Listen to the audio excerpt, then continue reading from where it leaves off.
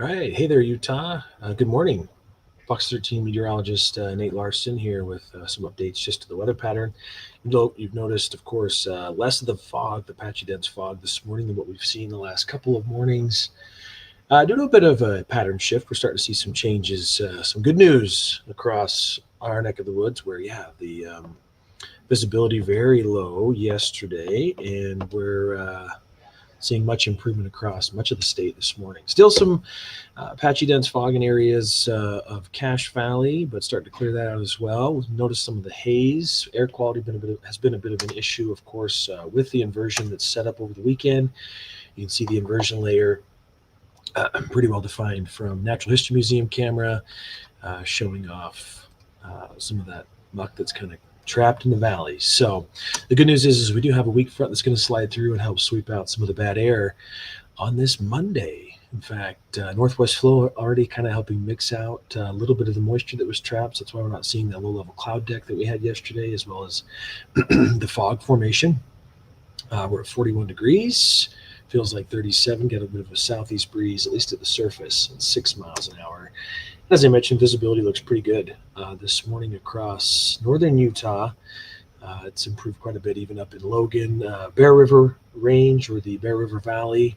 Rich County has had a dense fog advisory for this morning, but that's since lifted and starting to see some of the improvement there. So, cold front on the way is going to help continue to scour out hopefully some of the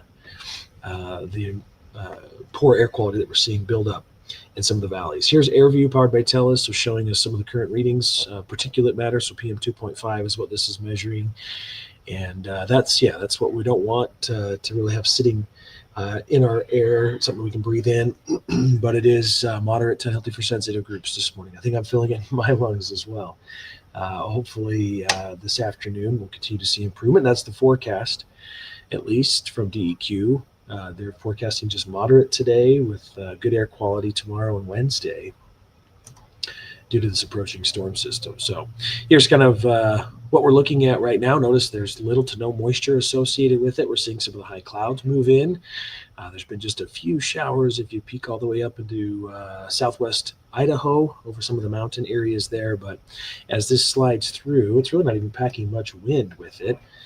We're seeing pretty light winds out of the northwest, but what it's doing is with inversions where we have cold air that's trapped under relatively warmer air, and it's also due to some of this the low sun angle that we have and the lack of heating we're getting to the surface.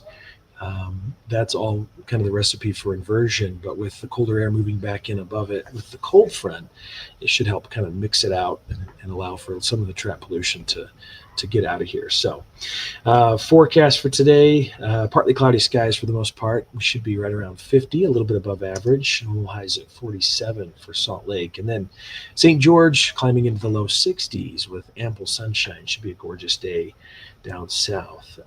Let's kind of walk you through a little bit more of at least for today's forecast. So no huge changes as far as any moisture content goes. Temperatures actually cool off into tomorrow following the front. So as it moves on through, notice there's maybe a few sprinkles, some high elevation light snow showers as that moves on through. Northwest flow continues though. That'll help keep our temperatures near or slightly cooler than average the next few, or at least into tomorrow.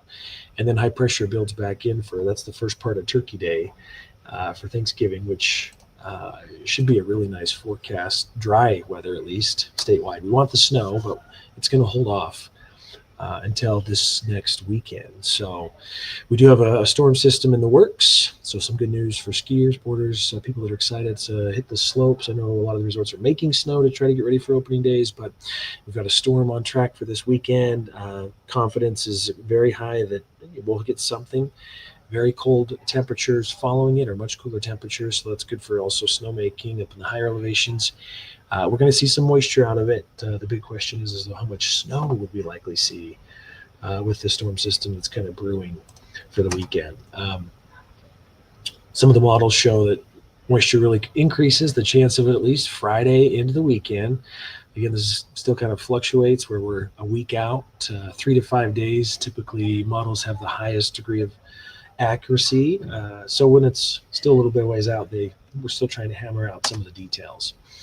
As far as what we're looking at then, with the passing of the front today, that northwest flow behind it, as I mentioned, Thanksgiving looks pretty great. We've got mostly sunny skies up north, a little bit of cloud cover down south, and then here comes the storm system. In fact, I need to update some of the icon placement, but it's looking like late Friday into Saturday, we should see at least some valley rain, snow over to possibly snow with colder air moving in.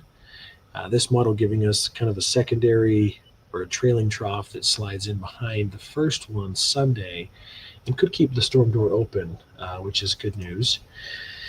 Not all models agreeing, of course, on exact placement or timing of the storm. This one showing much less snowfall for the mountains, but still some.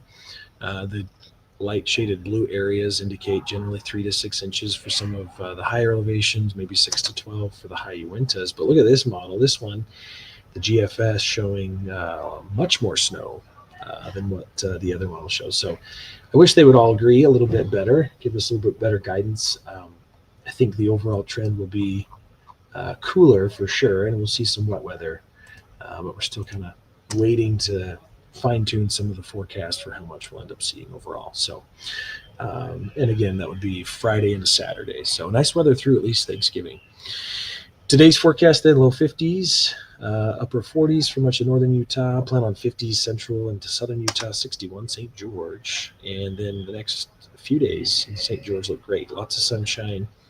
62 on Turkey Day, and then we'll see clouds increase, slight chance of a few showers. Let me get rid of my face. And we dropped to 54 Saturday, 48 on Sunday. So temperatures certainly coming down, even down in southern Utah. Northern Utah looking at 52 to 46 today, tomorrow. So we do drop behind the front, and then we'll be 52 on Wednesday. And then temperatures rebound to 56. So we'll be about 10 degrees above normal for Turkey Day with dry conditions. Inversions could settle back in with that ridge in place into the first part of the week or the end of the week.